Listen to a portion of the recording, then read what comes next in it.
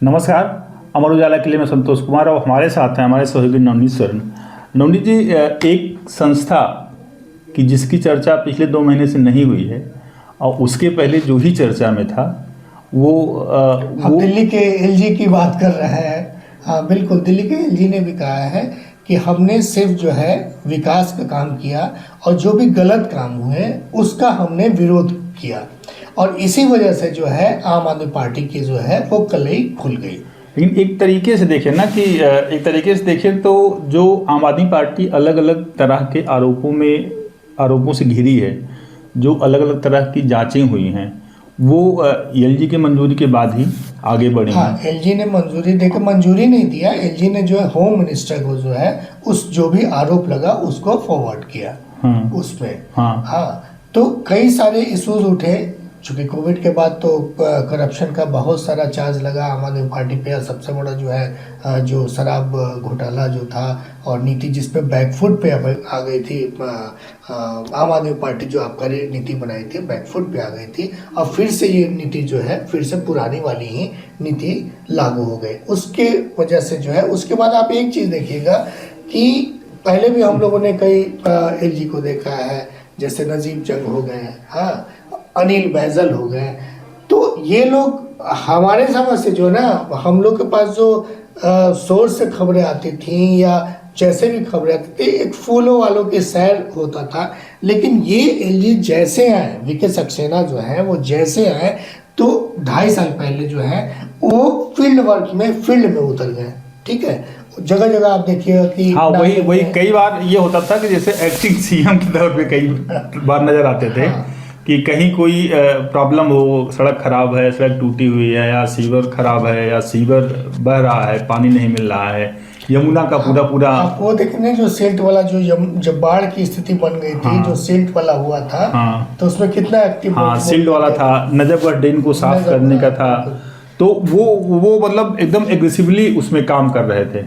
वो जो उसमें जो है आम आदमी पार्टी उसमें कई बार आरोप भी लगाती थी और वो लास्ट टाइम तक ये आरोप लगाती रही कि एलजी जो है भाजपा के एलजी हैं, भाजपा के मुखिया हैं, वो दिल्ली पे जो है दिल्ली की सत्ता को अपने पास लेना चाहते हैं। और फिर ये मामला सुप्रीम कोर्ट में भी गया, मतलब एक स्थिति ऐसी है कि सुप्रीम कोर्ट में भी गया। जो बराबर झगड़े का बनता था कि दिल्ली का मालिक कौन, चूंकि यूनियन टेरिटरी है तो सीएम या लेफ्टिनेंट गवर्नर, ये भी कई बार वही फिर सुप्रीम कोर्ट ने डिफाइन किया तो फिर उसके बाद संसद में भी विधायन आया, वो पास हुआ। उसके बाद फिर वो दोबारा से परिभाषित हुई शक्तियाँ एलजी की और दिल्ली गवर्नमेंट की। तो उस सब के बीच एलजी पूरी तरह से एक्टिव रहे हैं और ऐसा एक्टिव एलजी इसके पहले कभी नहीं दिखा था यहाँ पे दिल्ली में नहीं दिखा था। और बड़ा बंद सा राजनिवास रहता था, मतलब मीडिया के लिए बंद रहता था और आम लोगों के लिए भी ये नहीं था, बहुत ज़्यादा ओपन था। बहुत कम ही मौके ऐसे होते थे जब इंटरेक्शन का मौका मिलता था। कई बार इस बार देखिएगा कि इस बार ये कहा जा रहा है और कई सारे बूथों पर देखने को मिला है कि मुस्लिम वोट बैंक जो भी है, मुस्लिम भी जो है वो भाजपा को वोट दिए हैं।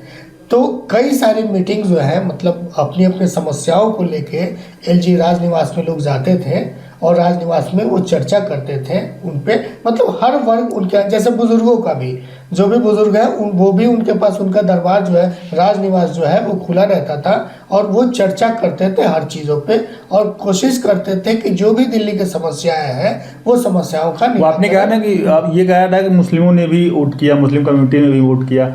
तो एक तो आम आदमी पार्टी ने जो है ये इस्टेब्लिश करने की पूरी तरह से कोशिश की कि भाजपा के नेता के तौर पे बिहेव कर रहे हैं, कंटिन्यूसली आरोप लगा के अलग अलग तरीकों से जाके घेराव भी किया, जाके वहाँ पे बैठे भी, मतलब ये चीज़ तो हम लोग को दिखा भी, कि जिस तरीके से सरकार की गतिविधियां होती हैं और ये भी आप कह सकते हैं ना कि आम जनता की जो चीज़ें हैं, ठीक है ना, अगर मूलभूत समस्याओं का कहीं अभाव है, अगर मान लीजिए जल जमाव हो रहा है वहाँ पे अगर एलजी अगर पहुँच रहा है तो मेरे समझ से ये बड़ी ठीक है, कॉन्स्टिट्यूशनल पोस्ट है, लेकिन हर नागरिक का ये कर्तव्य बनता है कि अगर कोई भी परेशानी जनता की है, ठीक है, इसको हम लोग इस लेकिन एक आध बारी भाजपा नेता भी शिकायत करते थे कि जहां हम लोग जाना चाहिए वहां एलजी साहब पहुंच जाते हैं, तो हम लोग क्या नेतागिरी करेंगे। तो ये मतलब भाजपा के नेता भी दबे जुबान में कहते थे ये कि ये जिस तरह से तो आप ये कि ना पिछले 10 सालों से बीजेपी वाले कहाँ थे,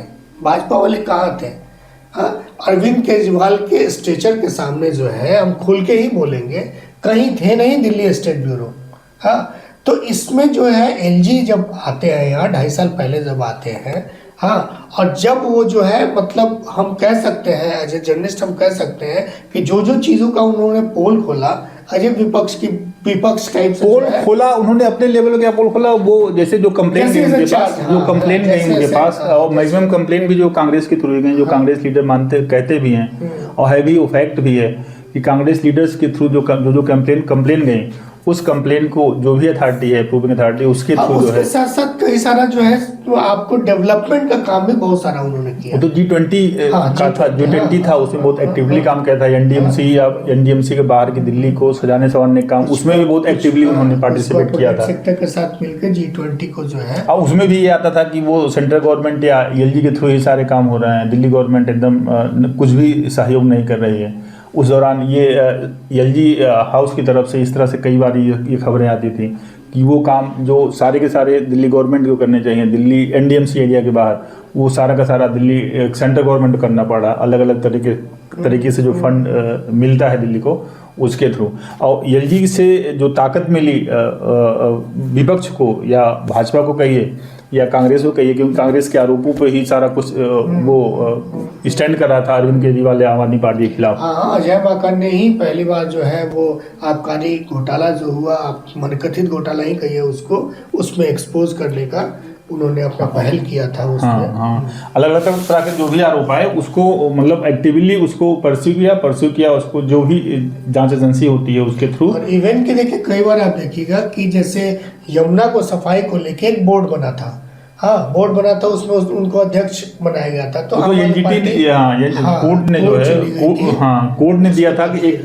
स्टैंडिंग कमेटी बनाई हुई थी जिसको चेयर कर रहे थे एलजी एक्टिवली काम भी कर रहे थे। कई सारा वहाँ पे यमुना के फ्लड प्लेन में कई सारी चीजें डेवलप किया, असिता बांसेरा डेवलप किया हुआ है, असिता डेवलप किया हुआ है, बायोडाइवर्सिटी पार्क वाला जो वो मॉडल है वो भी कालिंदी में डेवलप हो रहा है। हमने तो एक और चीज़ देखा, जो यहाँ की जो बाढ़ की स्थिति बनी थी उसके पहले जो नजफगढ़ ड्रेन का ही एक नेहरू विहार में एक नाला है, तो उसको हम कैसे डिफाइन करने बता सकते हैं, लेकिन उस नाले पे जो है बांस का जो है पूरा पुलिया बना के और उसमें जितने भी फूल पौधे जो भी होते हैं वो सब लगाया था। और जब हमने पूछा तो क्या होगा, तो जो भी गंदगी है इस नाले की, ये गंदगी नाले की, ये जो फ्लावर है, जो फूल है, जो भी ये है, ये सारा एब्जॉर्ब कर लेंगे।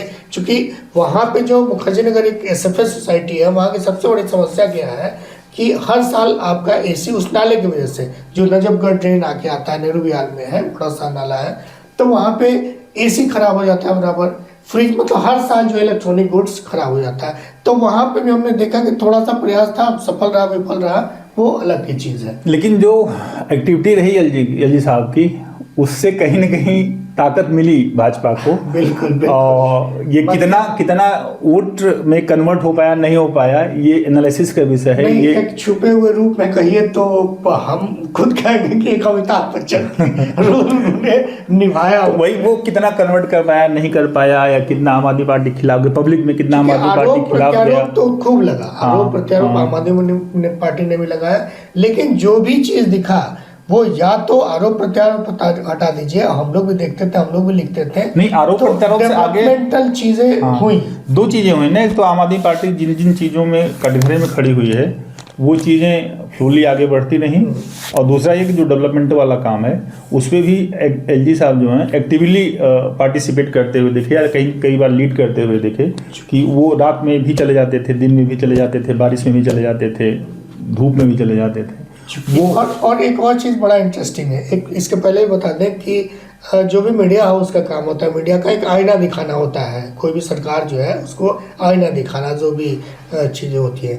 और पहली बार दिल्ली में जो है कोई ब्यूरोक्रेट जो है वो नहीं एलजी बना। अमूमन जो है नजीब जंग को देखे तो, और उसके इनके पहले के जो भी एलजी हैं वो मैक्सिमम जो है ब्यूरोक्रेट या टेक्नोक्रेट ही रहे हैं। और वो उसी दायरे में रह के अपनी शक्तियों का जो है इस्तेमाल किया हुआ है। लेकिन बीके सक्सेना साहब के साथ ये था कि वो जाते थे, साइट पे जाते थे, वहाँ के जो विजुअल होते थे उसको प्रॉपरली कैप्चर करते थे, कैप्चर करके अपने सोशल मीडिया हैंडल के थ्रू उसको फ्लोट भी करते थे कि ये इस इलाके में ये स्थिति है, इस इलाके में ये स्थिति है, और वो 10 दिन बाद उसका फीडबैक भी आता था कि ये स्थिति ऐसी थी, ऐसी हो गई है।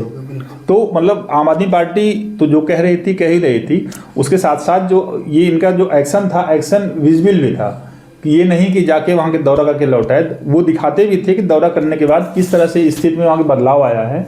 वो भी जो उनका अपना प्लेटफॉर्म है सोशल मीडिया का, उसके थ्रू प्रोपोगेट भी करते थे। तो इस तरह से एलजी ने जो है इंटरवीन किया, वो पॉलिटिकली मतलब पॉलिटिकली तो नहीं था, पॉलिटिकली कितना तो किसको बेनिफिट हुआ उस पे आप पढ़ के सुनाएंगे आपको। बड़ा अच्छा उनका बयान है कि मैंने सिर्फ 2 सूत्रीय रणनीति पर काम किया, दिल्ली के विकास को गति देना और गलत कामों का विरोध करना। आम आदमी पार्टी सरकार इतने भर से खुद ही एक्सपोज होती गई, झूठे दावों की कलई खुल गई, भ्रष्टाचार छिप नहीं सका उनका जो है इस तरीके का एक तो वही वो जो स्टेटमेंट है वही बहुत कुछ कह देता है। हाँ। कि आम आदमी पार्टी को इन्होंने एक्सपोज किया।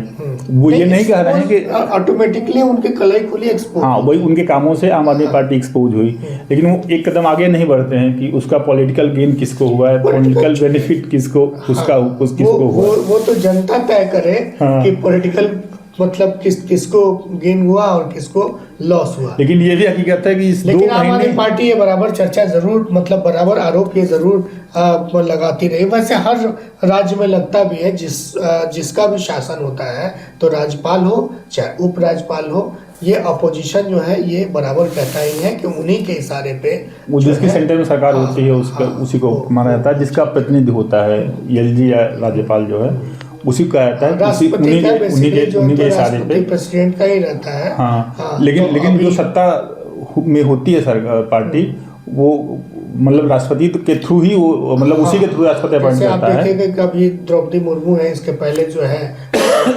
मुखर्जी थे, प्रणब मुखर्जी जी थे। तो अमूमन यही होता है, चूंकि बीजेपी भी जो सेंट्रल में जो तो पिछले कितने सालों से है, 2014 से है। हाँ, तो उसके बाद से 5 साल तो नहीं, वही हम दूसरी बात कहते हैं, हम कहते हैं कि जो एलजी या राज्यपाल अपॉइंट होता है वो सेंट्रल गवर्नमेंट के थ्रू ही, हाँ, उसका नाम जाता है, वो उस पैनल को अप्रूव करता है राष्ट्रपति, और उस पर हमेशा आरोप लगता है कि ये एलजी या राज्यपाल जो हैं ये उस पार्टी के हितैषी हैं। आप ये भी देखिएगा, पूरे 2.5 सालों से देखिएगा कि जो अखबार का मुख्य पृष्ठ होता है जो, तो एलजी और आम आदमी पार्टी का टसल ही ज्यादा दिखाई दिया, और भाजपा जो है वो पीछे से मतलब स्टेट भाजपा, हाँ दिल्ली भाजपा जो है वो पीछे से दौड़ती दिखाई पड़ी हम लोग। बावजूद इसके 2 साल की चर्चा, 2 साल की चर्चा में रहने के बाद 2 साल तक वो चर्चा से 2 महीने तक वो चर्चा से घूम रहे, जब तक चुनावी जो जंग यहाँ चल रही थी उस दौरान वो उसके बाहर रहे। लेकिन उसमें भी उनका कितना योगदान है भाजपा को जिताने में या आम आदमी पार्टी को हराने में, ये विश्लेषण का इंटरेस्टिंग एक और चीज रहा कि अमूमन अरविंद केजरीवाल जो पूर्व मुख्यमंत्री हैं उनसे और इनमें जो है जो एलजी हैं उनमें टसल रहा, लेकिन जैसे आतिशी बनी तो वो बराबर आतिशी की तारीफ करते थे। पिछली बार मुलाकात हुई थे, कम से कम ये मुख्यमंत्री मिलती तो है, बातों को समझती तो है, आतिशी के बारे में बोल रहे थे। हालांकि यही चीज आम आदमी पार्टी भी कहती थी, वो टाइम नहीं देते हैं, वो मिलते नहीं है, एलजी साहब नहीं मिलते हैं।